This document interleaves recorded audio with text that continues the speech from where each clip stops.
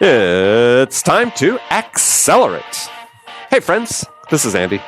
Welcome to episode 746 of Accelerate, the sales podcast of record. Hey, I have another excellent episode lined up for you today. Joining me as my guest is Todd Caponi. Todd's the author of a book called The Transparency Sale: How Unexpected Honesty and Understanding the Buying Brain Can Transform Your Results. And among the topics we're talking about today are Todd's 5 top hopes for the sales profession in 2020. And we're going to start with number 1 on his list. And I have to admit, I couldn't agree more. His number 1 hope is that we stop talking about all this nonsense about the death of sales. And hopefully that's put to death itself here in 2020. Among other topics we'll get into today are why salespeople need to learn how to become buying journey Sherpas, using Todd's term, for their buyers. We'll talk about how Todd hopes sales can rise in the rankings of trusted professions. And we'll get into why transparency is so vital for helping make this happen for sellers. We'll talk about why Todd hopes that salespeople and sales leaders start paying more attention to behavioral science and decision science in sales, and take from that what can also teach them about their buyers and themselves. And we'll also dive into the topic of sales enablement. And this is one of Todd's hopes about that sales organizations really ramp up their investment in enablement and training, because sellers are missing out on so much learning they could be doing. So we'll be getting into all of that and much, much more. But before we get to Todd, I want to take a second to talk to you about VanillaSoft. VanillaSoft is the industry's leading sales engagement platform. And so what does that mean? Well, it means that you can eliminate sales lead cherry picking by your reps. It means your reps will make more than 2 or 3 outreach attempts for every lead they get. And it means that each rep will actually follow an omnichannel cadence. Now, to help you with that, you need to check out VanillaSoft's Ultimate Guide to Prospecting. Now, in this guide, Daryl Prale and Daniel Disney will show you how to combine cold calling with social selling for outrageous results. Now, you can get your copy of this guide at vanillasoft.com/Andy Paul. That is vanillasoft.com/Andy Paul. All right, let's jump into it. Todd, welcome to Accelerate. Well, thanks for having me. Well, it's a pleasure to finally meet you. I mean, we've sort of been circling each other for a while here. You're based where? You're joining us from, it looks like, as I said, a subway station or a mall. Yeah, I hang out in a subway station, but I'm Perfect. based just northwest of Chicago in beautiful Palatine, Illinois. Palatine, Illinois. Are you cold yet? Oh, God, it is. It's been crazy. And we had, Halloween a few months ago, it snowed 4 inches. So my younger kids, and they loved it, but they were trudging through the snow. So winter started earlier. Now, here's a question for you. How old are your kids? 6 and 8. Okay. So boys, girls? One boy, that 6-year-old's a boy. And you know what? I digress. He just turned 7. So he's 7. And then my daughter is 8, and she'll be turning 9 in February. All right. Well, in case they listen to the show, we'll make sure they get the ages right. So have you started training your 7-year-old to shovel the driveway? That's a good point. Now, and I'm totally a snowblower guy. So you are? Fire that thing. I mean, normally the snow around here is heavy enough that shoveling is kind of a fool's errand. So I'll stop the snowblower. Well, that's what I always thought growing up in Wisconsin. And I would plead with my dad, who would knock on the door at 5:30 in the morning. It was time to him to take a shower to get ready for work, and see the driveways all snowed over, and go shovel the driveway. And it's like, can't you just buy a snowblower? And he goes, I've got one. There you go. That was my role in life for a long time. Yeah, I think mowing the lawn will be first. Yeah, well, I did that as well. So everything was sort of handed down from an older brother. When he left, it was up to me. So, well, thanks for joining me. As I said, we have sort of a holiday. This is the last episode I'm recording this year. People are listening to us in January, hopefully. But you had written an article on your blog about your 5 hopes for sales in 2020. I thought, well, first of all, very optimistic to have hopes. And I thought, let's go through that because I thought they were kind of entertaining and worth talking about. So your first one was, you said you hope for the death of sales trope that we're also tired of hearing about. So tell us what motivated that for you. Well, yeah, I mean, I think part of the idea of doing hopes versus predictions is I can't predict anything. So yes. I decided that hopes would be a little bit more of a positive way to go about this. But, when I do a lot on LinkedIn, just kind of spreading ideas around, and I always see people talking about the death of cold calling, that cold calling's dying, the death of classroom training, the death of this, and it always drove me crazy. And so I started doing the research because I'm a nerd. And it's funny, one of the things I call out there is there's only been one profession since the 1950s that's actually gone away as a result of technology. And it turns out it's the elevator operator. Mm-hmm. Technology has really had a terrible time trying to eliminate positions. As a matter of fact, in most cases, it's exploded the professions.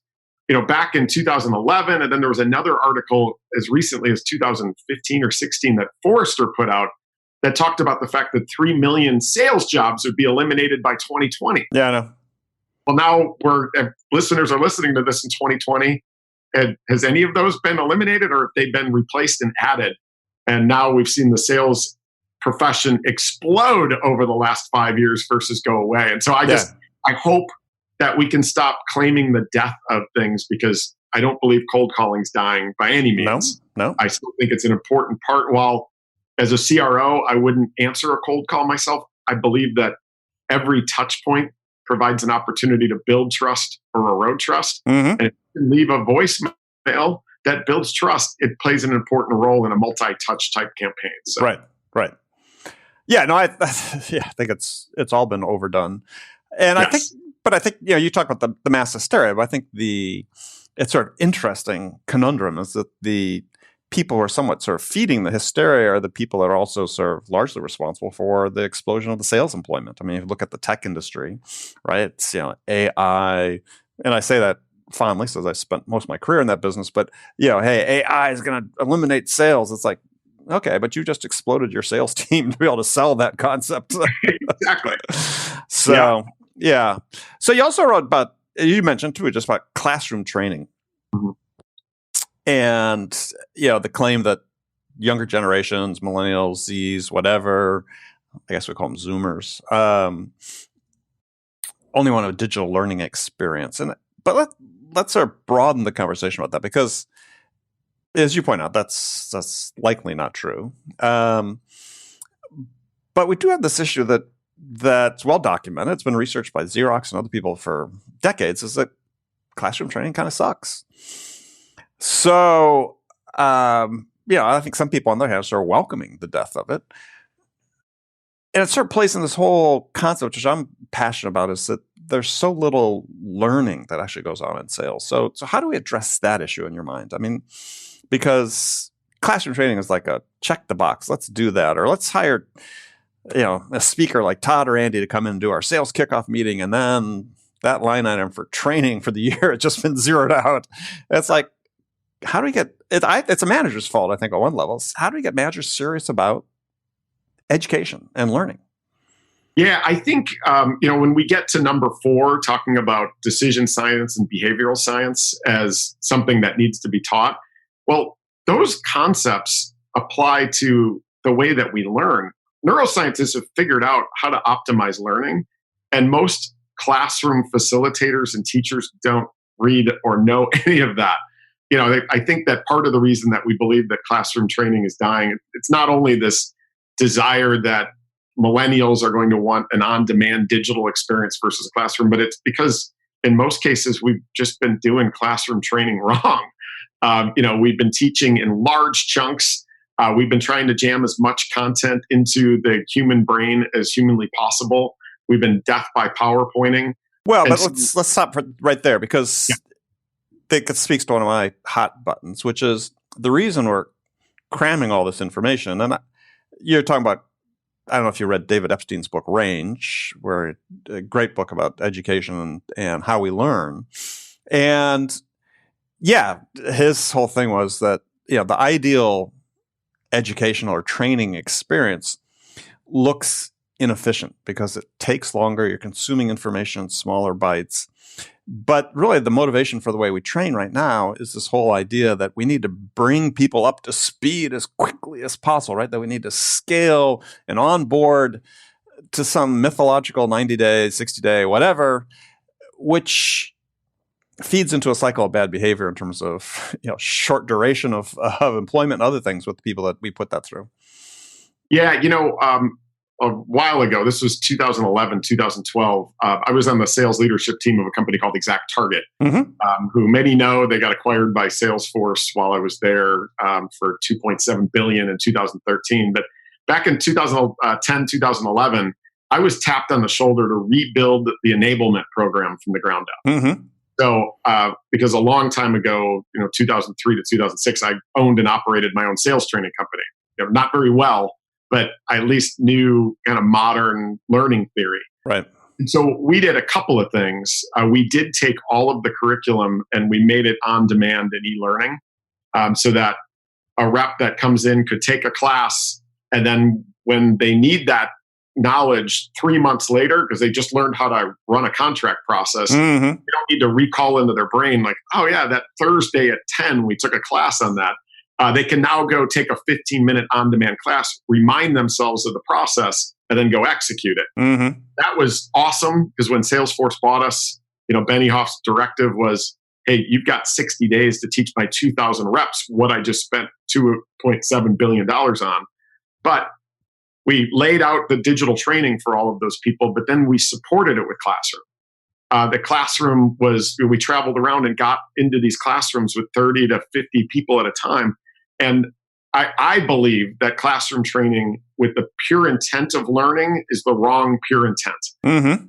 Classroom training is not only about, hey, let's figure out 2 or 3 things that we want every participant to walk away with a firm understanding of, not 10, but 2 or 3, and then use the classroom as an opportunity for them to collaborate, to hear each other, to practice with one another, to get to know each other, to network. And then when they go to the bar after class and they're talking, hopefully they're talking about some of the things that they learned and some of the fun things that got brought up. That fosters engagement, collaboration, and it reinforces the 2 or 3 things that you're trying to learn. And so I believe classroom training has to play a role, but most people are just not thinking about it the right way. Yeah, I mean, interesting about that, though, is that 100% in agreement in terms of the sort of socialization aspect of training and knowledge. But I wonder whether it really has to be a classroom. So my belief is that there should be learning every day on the job. Yes. And this is, I remember I was commenting on a LinkedIn post a year ago, somebody was celebrating the fact he thought this SaaS company had a learning culture. And his evidence was that they had an annual learning day. And I was like, dude, that's not a learning culture. That's the opposite of a learning culture. I'm just paying lip service to this culture. And one of the most successful programs we run is a book club, a curated book club for companies. And list of 10 books to read over 12 months. We provide discussion guides, reading guides, and there's a level of engagement and content that they have a daily schedule. They follow 15 minutes a day, and then monthly discussions. But the VP of sales, sales leader, whatever, has something to discuss in every sales meeting that's relevant to it. The sellers are being engaged in content every single day, learning, continuous active learning every single day.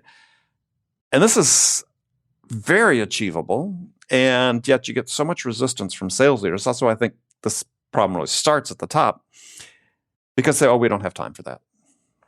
And it's like, okay, well, we know from the statistics that you're only spending a third of your time, your sellers, actually talking to prospects or involved in sales. If you did 15 minutes a day, that's 3% of the workday. I think you could spend that to help your people get better. Yeah, it's when you say we don't have time for that, I mean, you literally, and this sounds so cheesy, you literally don't have time not to do it. Well, yeah. Right? I mean, it's like in this era where, back if you were selling, back in 2005, before the internet was really getting going then. But anybody that was a walking brochure of a sales rep, they were starting to find themselves at the bottom of the stack ranks, right? That we had to get into this world as sellers, that we were like personal trainers, that we were not only bringing our product knowledge, but we were bringing industry knowledge, and we were bringing, some selling skills to be able to position those the right way. So, selling skills, industry knowledge, and then product. Product was just a piece of it. But you had to become more like a personal trainer and less like a drive-through attendant who's just like, oh, you want a burger? You want fries with that? And so the only way to do that is through training. If you just fall back on your old selling skills of, hey, I'm just going to feature benefit my way into this client, you're going to lose. And so that classroom environment to learn all three of those things and to become a relevant, buyer journey Sherpa versus the selling schlepper, that's got to be the future of sales, and that doesn't happen unless there's learning happening every day and a big chunk of every day. Yeah, well, I think one of the issues though too is that how do we break this idea that as I said, sort of the classroom is the way to do it? Because part of the reason I think sales training in its current iteration, and this is not new, this has been, I've been in sales for over 40 years. It's been as long as I've been doing it. Is that the classroom training really isn't about learning, it's really about indoctrination. It's really about programming people to a process and a method and harnessing them in a way that's ultimately counterproductive to your point. And this was true when I got started as well, as everybody feature benefits things. The smart people learn, oh, well, that's not the way this works. But most people don't.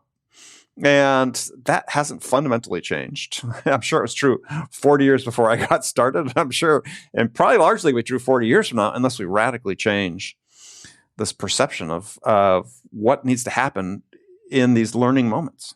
Yes. Yeah. And I think that the line of what we call classroom training is blurred a bit too. You mentioned sales meetings. I view sales meetings, especially if they're in person and you've got a Zoom video going or whatever, that's like a classroom opportunity. So like, why do you have a sales meeting? Exactly. The whole purpose of a sales meeting is to help arm and enable your sellers to go be more effective when they're talking to customers and prospects. That's kind of a classroom, and that's never going to go away. And until we focus our time during those sales meetings around that objective, there still will be the people that perceive classroom training as being, 2 weeks in a room, 4,000 PowerPoint slides. And at the end of 2 weeks, it's like, hey, congratulations, you're enabled. Yeah. Yeah. All right. So we'll get back to enablement, as you said. So number 2 on your list, which is, always a bugaboo for a lot of people in sales, is that your hope is that on Gallup's next annual study of most trusted professions, that sales won't be loitering at the bottom with members of Congress. Yeah. And you talk about your new book, The Future of Sales is Radically Transparent. So tell us what you meant by that. Yeah, it's such it changed my life, which is really weird. And I know before jumping on with you, I listened to Larry Levine's Selling from the Heart. Yeah. Selling from the Heart, like we're kind of kindred spirits. But basically what happened was I was the chief revenue officer of a company called Power Reviews for the 3.5 years before writing the book. Power Reviews helps retailers and brands collect and display ratings and reviews on their website. You're on Crocs.com, you're looking at a pair of shoes, you look at the reviews, it was Power Reviews that was helping with the collect and display of those. Right.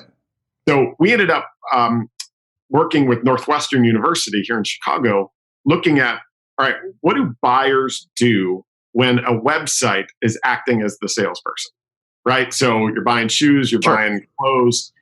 And what they found, like, first of all, no surprise, 96% of us look at reviews before we buy something online. So, and I haven't found the 4% that don't. We're all, if it's medium to high consideration, we haven't bought it before, we're probably reading reviews. But what changed everything for me was the next 2 data points. And I talked about it in the article, was 82% of us skip the positive reviews and go right to the negatives first. So instead of reading the 5-star reviews, we'll read the 1s, 2s, 3s, and 4s first, right? And again, that's when a website is acting as the salesperson, but our brains are kind of wired to go drive to try to predict what our experience is going to be like. And then the next data point was this idea that a product that has an average review score between a 4.2 and a 4.5 actually sells better than any other score, including a 5. Mm-hmm. So a 4.2 sells better than a 5. A product that only has perfect scores doesn't sell as well as the ones that have some negatives. And so, by the way, your book has all 5-star reviews, by the way. Yeah, I know. That's kind of there's one 4-star review, and it's from my nephew, and I'm still mad about that. All right. I need to get a copy. I don't know. But when you just consider that, I started to think, all right, we've historically been teaching our sellers to sell as though we're perfect. I mean, I was at SAP in the late 90s. Mm-hmm. We literally used to tell sellers and solution consultants, the technical guys that come with us, the answer is always yes. Right? And so it was like we always position things as perfect. There are no flaws. Well, I then went in and started to dig into the neuroscience around this and go, all right, if that's when a website is acting as a seller, what happens when a human is acting as a seller? And what I found really quickly is the exact same thing happens. A buyer is wired to try to predict their experience. And when we sell nothing but perfection, we actually put up what's called a limbic filter, which is the buyer's brain going, whoa, whoa, whoa, I need to go do research, which is why, according to Gartner, 61% of a buyer's time is spent basically back channeling you, right? Doing research with analysts and, checking with their buddies that have experience in the category. Sure. If it's tech, they're looking at G2.com or TrustRadius. If it's any company, they're actually looking at Glassdoor now to predict what people are like. And so those two things came together for me that, all right, the brain is wired to resist perfection. So when we embrace our flaws and sell as though we're a 4.2 to a 4.5, magic happens. Sales cycles shrink, win rates go up. We only work deals that we should win and stop working the deals that we shouldn't. But there's now this proliferation of reviews and feedback on everything we do, buy, and experience anyway. So you have to. So I think that combination, if sellers realize that leading with their flaws, it certainly builds trust so rapidly, but you combine that with this proliferation of reviews that sellers are going to have to become a vital purpose in the buying journey. And I think that's where you start to see trust build and sellers become an important piece versus this necessary evil that they've been historically. Yeah, and looking at the article and looking through your book is I agree 100%. I'd probably use slightly different terminology because I think you talk about being wired to resist influence. I think we're wired to resist being sold more than influence. Because influence, I think, in sales, people misuse the word influence to say, and they conflate it with persuasion and convincing, which influence is not. Influence is having an impact or an effect on someone, where persuasion is really a coercive act. So, but the point is right. And I was looking through your book and reading the article, is like, it really resonated with me because when I started sales, I was working for a company called Burroughs. At the time, it was the second largest computer company in the world. But it was at a time when IBM owned 80% of the market share in the computer business. So we were all horrible underdogs. And so there was no way we could pretend to be perfect. And so I sort of learned early on is that, I had to deal with the fact that, they called the industry, they called it IBM and the Seven Dwarfs. I mean, every time we went into a competitive account, a guy from IBM had been there, and IBM was famous for spreading their fear, uncertainty, and doubt, the FUD factor. Yet I still won a ton of business. And I was like, okay, how do I do that? And it's being transparent about who you are and what you can do. And I think also the other element of transparency, which I think is really an issue in terms of being a barrier for trust, which I'm sure you've encountered many times, is we need to be transparent in our motives in dealing with the customers. And this one we've all experienced, right? End of the month crunch. But you've preceded that by 2 months of telling the customer, we're here to help you, we're here to serve you.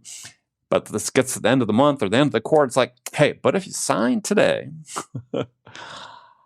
and suddenly, the blinders are off for the customer. If they thought you were there to help them, that suddenly disappears. Doesn't mean they're not going to buy from you, but the nature of the relationship's really different. And if you're worried about churn and so on, they're going to churn quickly. Yeah, there's the thing that I teach the most now as a result of this, and I rolled it out at Exact Target and Power Reviews, and now it's this concept called transparent negotiating, which sounds so counterintuitive, but it's this idea that, in business, let's say we're selling tech, there's 4 things that matter to our business, right? How much you buy, how fast you pay, how long you commit, and when you sign. And so part of what transparent negotiating is instead of taking on a new personality, once the client says yes and say, oh, you're going to buy from me? All right, cool. I'm going to start lying to you and let's play ping pong on, you need 30% off? Well, I can give you 10. And we go back and forth until we end up in the middle. And then we're both like, I got him. That always drove me crazy. So this idea of transparent negotiation at its core is to be transparent with your motives. Exactly what you just said, which is to say, hey, listen, our pricing is based on these 4 things. So when you first talk about pricing, when you lay out the proposal, you outline that, hey, your pricing is based on those 4 things. When the negotiation comes, you then get an opportunity to reiterate that. As the client asks for a discount, you can say, all right, I understand why you need that discount. I think we've got a way that we can work with you on that. Commit to more volume. Can't do that? Okay, great. How about pay us faster? Right. How about commit longer? And oh, by the way, there's value to us in our business in being able to predict our business. I know we're coming up here on the end of the month. If we can rally around the end of the month, I'll pay you in the form of a discount to help us predict our business. And if not, that's cool. But that change around alignment, skin in the game for the customer, and them understanding why you're offering an end of the month discount, it's amazing how that rallying point changes the perception that a customer has. And it works like magic to be able to say, hey, listen, the reason that I'm offering the end of the month is because I think we're close and there'd be value to us. So I want to pay you in the form of a discount. Right. Yeah. And so have you read Adam Grant's book, Give and Take? No, I haven't. Okay. No. Another great book. Talking about givers and takers. And one of the key points it makes in the book is that you can be a giver. Well, it's a couple of key points. One is, there's this talk, and Gartner was talking about it recently in their latest research about, sort of the unfettered giver, which is a problem, right? Yeah. And what Grant found in the studies, and I'm not sure it's his study or somebody else, is that when you there's givers, takers, and matchers, people basically give as much as they take, is that givers, unfettered givers, actually are least successful in their careers. But the most successful are givers. So they're both the bottom and the top. But it's okay to have a self-interest when you give, is what he talks about in the book. You just have to be clear about it, to your point, that, hey, this is what we're trying to achieve. This is what's in it for you. This is what's in it for me.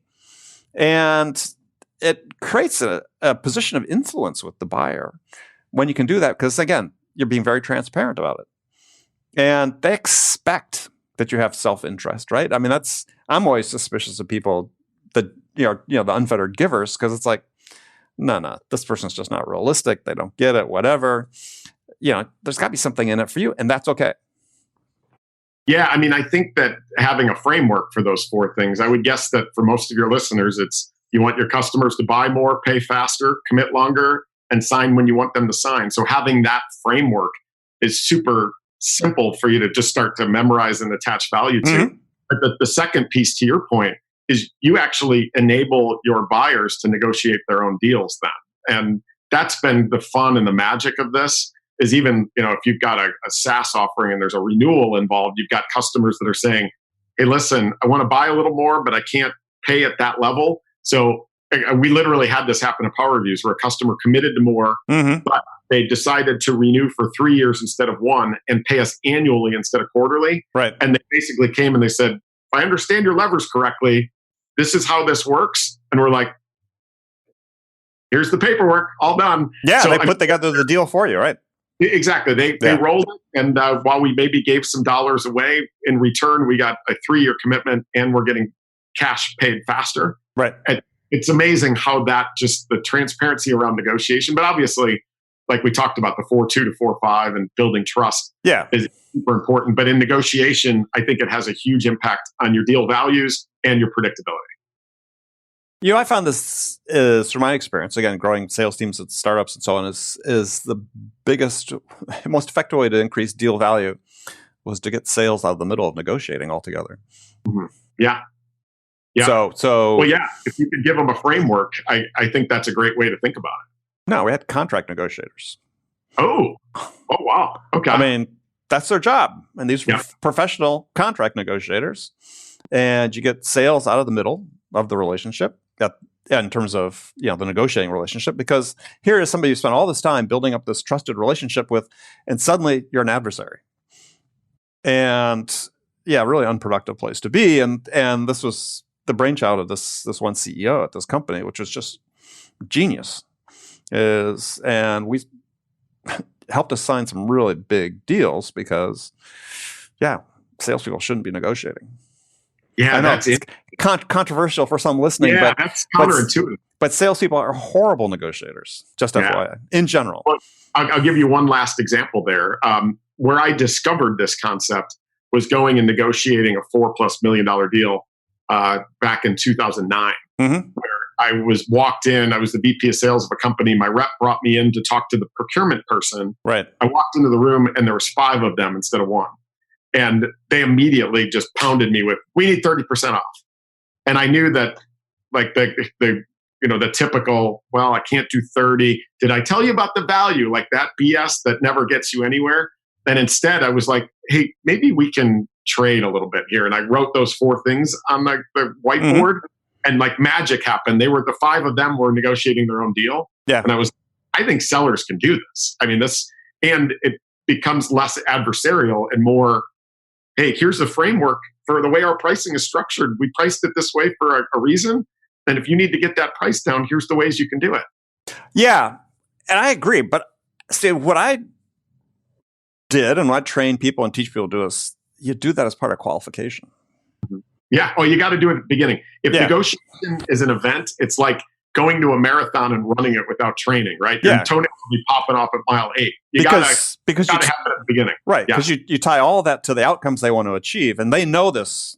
And if we can't qualify you on, you've quantified what your business outcome will be. That's really essential, right? What's your business case? Do you have a business case? What's this? If you want 10% market share increase, what's that mean in terms of dollars? Let's tie it to the investment you have to make. They can't tie that. They're not qualified. I'm not going to find myself at the end saying, give me a 30% discount. It's like, no, you're not a prospect for what I'm selling. Exactly. That's right. Okay, so let's go on to number 3. So number 3 on your list of your hopes was to see even more, and you brought this up before, see even more attention paid to behavioral and decision science in the sales profession. And let me just preface it by saying, couldn't agree more, but I do have a caveat, so we'll get into that. Yeah, I mean, there's 2 things that are pretty easy, but they're at their core of what neuroscientists have figured out around the way we make decisions. The first one is this idea that we make all of our decisions in the feeling and emotion center of our brain and only use the logic to back it up. And that's the reason that I'm so emphatic about that is I still see sellers leading with their NASCAR slide and their, hey, this is our mission. Here's our products. Here's our awards we've won. Like we, this is how awesome we are. Very logical. A NASCAR slide is a perfect example of a polarizing slide. Because while you walk in and you display this slide that's got these great logos on it, half of your audience is walking in for you. Half of the audience is walking in again. So let's just perceive that. Sure. The half that's for you looks at those logos and says, oh, wow, if they're good enough for those guys, they're good enough for us. That's great. I'm going to use that in my justification. But the other 5 that are against you when they walk in might look at that and go, well, we're going to be a little fish in a big pond, or I don't really see companies in our vertical. Do they even know our business, right? So your logic, or I just flat out don't believe it. Oh yeah, it could be like, yeah, they're like one little piece in right. a $1 billion organization. Right. Everybody claims that LinkedIn is a customer, right, or whoever. So when you think about that, there's an opportunity to, instead of starting with we flip the script and tell a story. And like, we probably don't have time to go too deep into it, but I teach people to present like the choreography that's used in reality makeover TV shows. And so that sounds very counterintuitive, but I mean, what does a reality makeover TV show do? They've got a participant that's volunteered. So very similar to sales. It's not like you're barging in conference room to conference room going, you guys need our stuff. So they're invited in. They very quickly show that participant that what they believe their problem to be is broader, more urgent. Their status quo is less sustainable. They match up emotion with the logic, so the two go together. And by the end of the show, the participant is willing to run through a brick wall for the people that are facilitating the show. Right. And in every case, they do that. And that's basically what we want to happen in sales. So it's really just about reordering your slides to tell a story. So neuroscience piece number one, emotion and feeling over logic. Mm-hmm. Take your logic, put it to the back, tell a story. And then the second piece is this whole idea around that resistance to influence. And how do you disarm that limbic filter that is, and you said, you're right. I use influence a little bit more broadly, but it is that resistance to being sold to. Right. And this idea that transparency sells better than perfection, I think, is a great example of how you disarm that. And, once the sales community starts to understand that, I think there's a tremendous opportunity for sellers to move up that Gallup list too. Yeah. Well, and so, right. So several points is my only caveat about decision science, behavioral science is that, and there's been this what they call it a crisis over the last 5+ years in social sciences is they can't reproduce the results of many of the studies that we base. So I think the famous one was Amy Cuddy with power posing and so on. But even Kahneman, in terms of in Thinking Fast and Slow, has published, I won't say a retraction, but close to, because he had said, hey, this is settled science. And then it's like, yeah, okay, maybe not. Or, the classic ones is, that we've learned. And I think, Cialdini talked about the research and influences that, people make decisions more to avoid a loss than to get a gain. Then last year, new research out of Northwestern saying, nope, absolutely wrong. It's completely opposite. I was going to say that. I think it's valuable because these gives you perspectives as a seller and what I get troubled by is that people like you and me, because I've done it too, is we start to present these things as, hey, this is what happens 100% of the time. And the fact is that it doesn't. And I think the key is we want people to, one of the watchwords or sayings I live my life by and have forever is, it's from Thomas Huxley, as a 19th century British writer, saying that, in life, your goal should be to learn something about everything and everything about something. Mm-hmm. And that's correct. And this is what people do is, it doesn't matter if it's 100% right. It doesn't matter. It's a perspective. It's something to keep in mind because everybody wants a recipe. And the fact is, when you walk out the door as a salesperson, you're going to go talk to one of 7.5 billion people in this world. And you could talk to all 7.5 billion. Each conversation, each interaction would be unique and different. Yes. And so if you're armed with this perspective, well, maybe this is a person that is investing more to avoid a loss than a gain. Perfect, right? It doesn't have to be true 100% of the time. Everyone wants the certainty, and that's why I rebel against this idea that everything is true. It's no, just learn all these things because they give you ammunition to use when you're in a situation and that you perhaps don't know what to do, as opposed to saying, I'm just going to blunder through with our process. And, you talked about Gartner earlier. Here's a perfect example, though it's not tied to decision science necessarily, but, a year and a half ago, they come out with new research saying this is the buyer's journey, and they call it their spaghetti diagram. It's not a linear stage-based progression like every sales process in the world is. It was a jumble, right? And they looked at it in 4 jobs they had to get done, but it wasn't a linear process. There was a lot of revision, recurrence on tasks. And yet you talk to every sales organization in the world, I haven't seen a one. And I talk to hundreds of people a year on this show and so on. Not a one who's changed their selling process to reflect what that buying process is. And there's some behavioral stuff in there that they should be thinking about. And they just unmindful of it. Yeah, it's. I think it comes down to empathy. That if sellers at least have empathy for the buyer, knowing the basics of how decision making gets made, but being able to, when you talk about learn something about everything and everything about something, I just wrote that down because I love that line. Because it's like, if I'm selling to marketers, I better be able to empathize with what the marketers' challenges are and learn as much as I can about that, and then just optimize your selling approach for those things.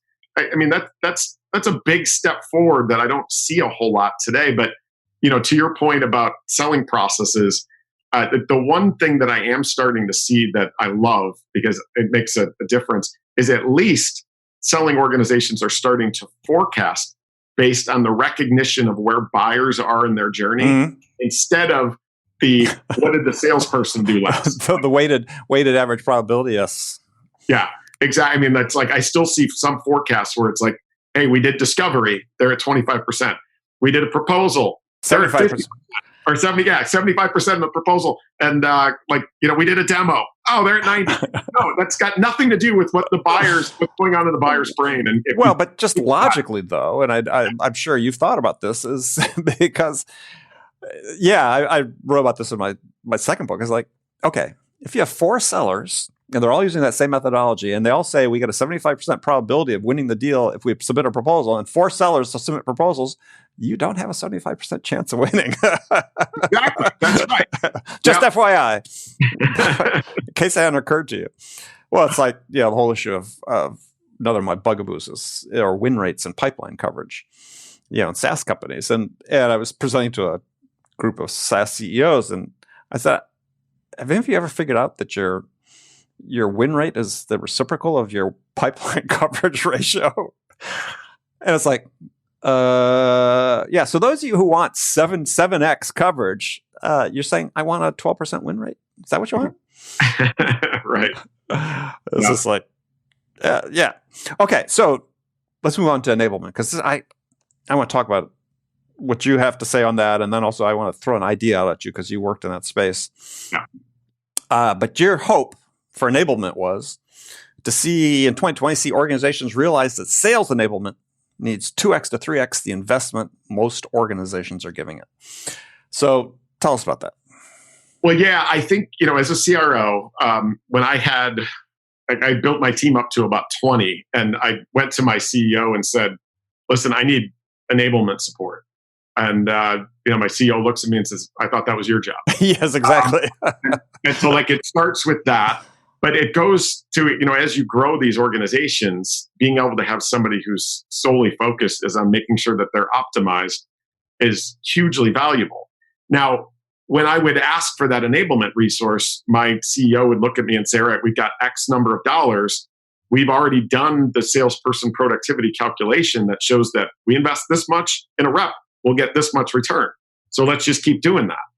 And my argument back, especially in this era, where we now have this massive demand for sellers with very short supply, is that the dollars that go into enablement are going to pay you back in a huge way, because you can't find the sellers in this, this employment world right now that have the experience you're looking for. So you're going to have to hire them a level down, and then you're going to have to enable them, right? You're going to have to teach them. You're going to have to bring them up. Otherwise, you're going to be searching forever and spending 3 to 5x on recruiting.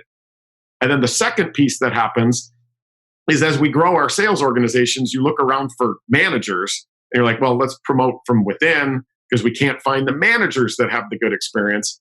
So we take a rep, we promote them to a manager, and the manager says, all right, how do I do this? And it's just like, well, just do what you do. Like, you know our company, you know our products, just lead your team. and they look around and they're like, all right, can I find a book or something? Like there's very little training. Yes. And then the kind of the third level of that is then you've got a short invested enablement team that has only so much time and bandwidth. So what do they spend their time on? Well, they're going to spend it on the 5 reps you hired, not the one internal person that you promoted to manager. So now you've got leaders that don't have leadership ability. And then Gallup just came out with their study that showed that only 34% of employees are actually engaged at work. Right. And 70% of that is attributed to their manager and their leadership that aren't trained. So huge opportunity gap there. You invest in enablement, the return is massive versus just trying to find people that already know how to do the job. Right. Well, and I'd say go a step above saying invest in enablement. Invest in your people, right? Because that's, to me, that's really the message of Gallup is that people stay when they feel valued. They feel valued when you are investing in them. And so I don't know how much you follow what I write and talk about, but I'm a huge soccer fan. No surprise to most people listening to this. And always have a lot of lessons coming from soccer for sales. But one of the ones that's really dawned on me is when you look at how a professional soccer team organizes its staff, okay, compared to what we do in sales, it's just mind-boggling. So here are 2 organizations, both focused on performance, right? And increasingly both driven by data and metrics that they can capture. I mean, in soccer players, you ever see them take their shirts off? It looks like they're wearing a little bra. I mean, that's an activity monitor, a real time that they're tracking. So every step and so on. So if you look at how a soccer team is structured, you've got a manager, and then they'll have, oftentimes, they have multiple teams of a first team, which is the one you see on TV. They'll have a reserve team. They have different coaches. And then they'll have a director of performance, maybe who focuses on skill development. They'll have a professional, director of performance who focuses on mindset. I mean, you ever watch the show Billions? Yes. Yeah. Why doesn't every sales organization have a Wendy role? Mm-hmm. I mean, seriously, we're a business that so much of it, we talk about peak performance, it's mindset, it's attitude, it's confidence, and yet we do nothing, absolutely nothing. And so, and then these teams all have, 2 or 3 deep data analytics departments. They have video departments. Now we've got conversational intelligence. But we put on the manager to do that. We should have a whole team of people that are focused on nothing but, or if you're a smaller organization, get one person that's, analyzing the calls and saying, look, this is what we do better. Instead, we're just so focused. We use these tools to, again, in such a trite fashion. But the point being is, if you had a sales organization that was structured like that, right, that was really focused, this person's just going to help you on skill development. That's all they do. They're not training, skill development. And this one's just on mindset and so on and so forth. And yet we couldn't find any VP of sales that I've met that would sign up to say, yeah, I'm going to make that investment. But you then look to your point earlier about attrition rates and productivity rates and so on. Would all be dramatically different if they did. Yet we're still, and my point is, we manage sales like we did 100 plus years ago. Exactly. It hasn't fundamentally changed. And the resistance starts at the top. Yeah. Well, yeah. And I'll leave you with one last stat. There was a Glint study that came out that looked at, it actually interviewed heads of HR and said, what percentage of your team is engaged? Right. Remember, Gallup said 34% when they interviewed actual employees. HR leaders across the board on average said 70%. So there's a massive disconnect in our self-perception of what our own employees' engagement is versus reality anyway. And I think it leads to a lot of that underinvestment. Yeah. And I think it'd just be so different if somebody came into work at sales and you had an email from your director of performance saying, hey, want to deconstruct a couple of these calls we heard, we'd so on. You got your mindset person saying, look, based on what's happening, maybe we should have a 20-minute talk about, confidence building or something. You don't think people would be engaged to stick around? Of course they would, because they would see their performance go up. They'd see their earnings go up. Don't even get me started on productivity. But anyway, so lastly, your last hope, and couldn't agree more with this, is to see organizations come to the realization the benefit of having sales floors where everything is open, no walls, is dwarfed by the benefit of higher walls, offices, or pods. Yeah.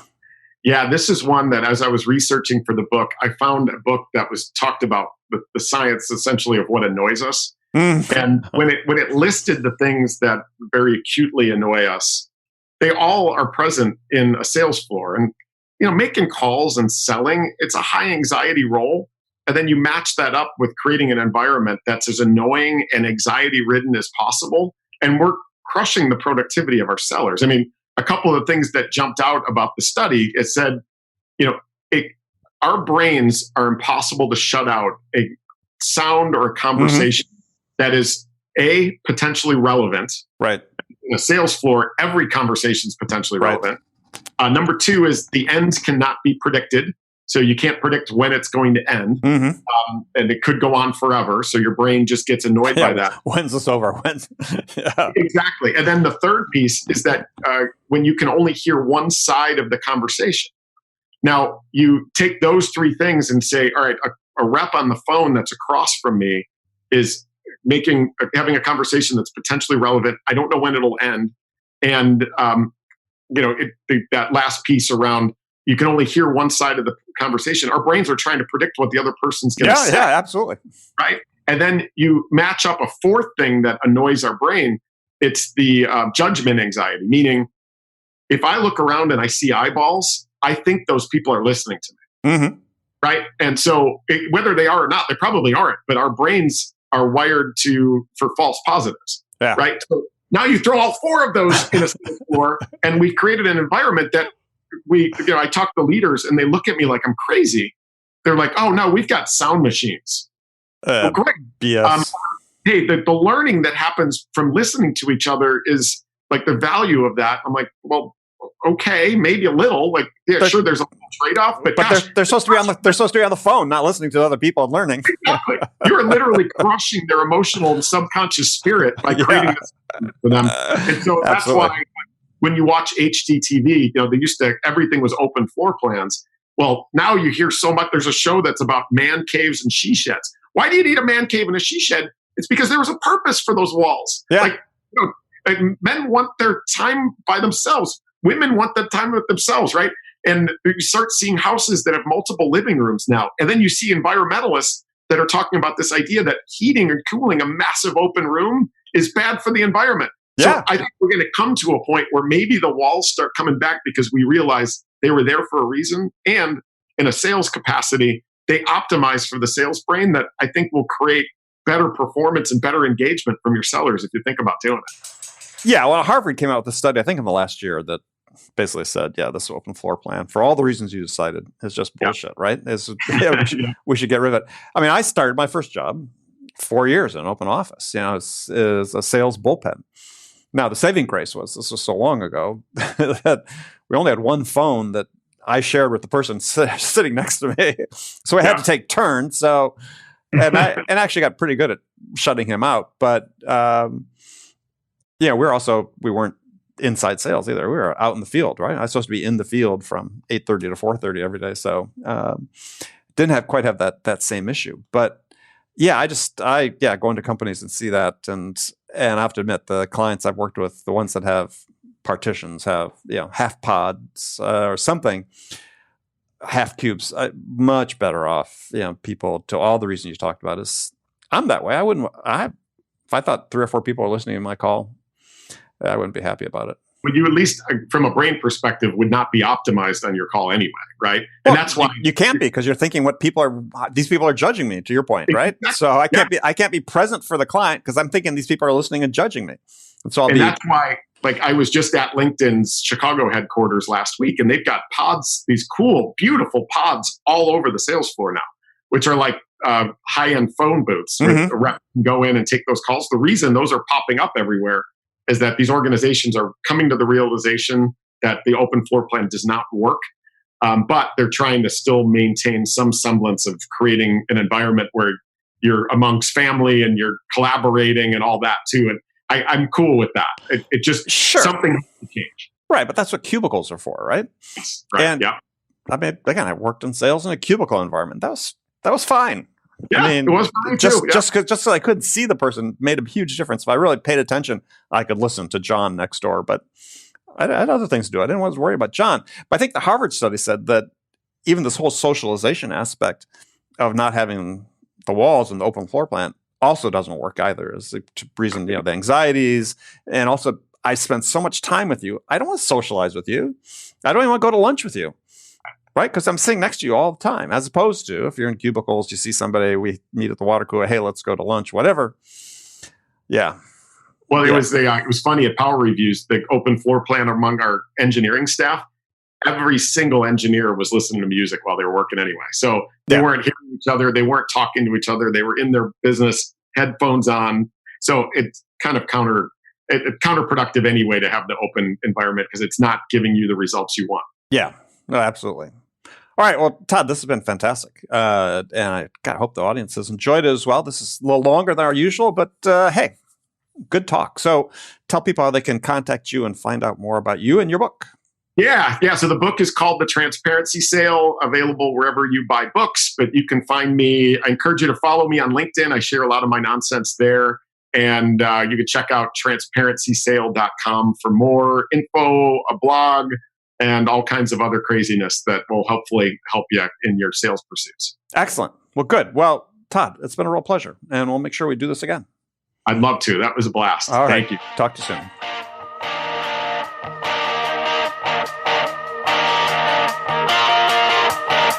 Okay, friends, that was Accelerate for the week.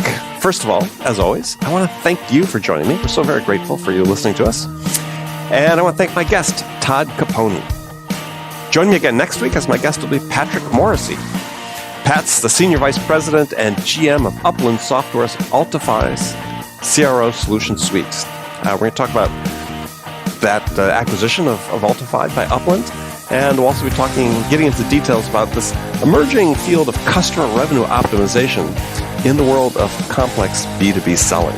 You'll definitely want to check this out. Be sure to join Pat and me next week for that conversation. Now, before you go, don't forget to visit andypaul.com. There you can get get your copy, of my Sales Growth Planner for 2020.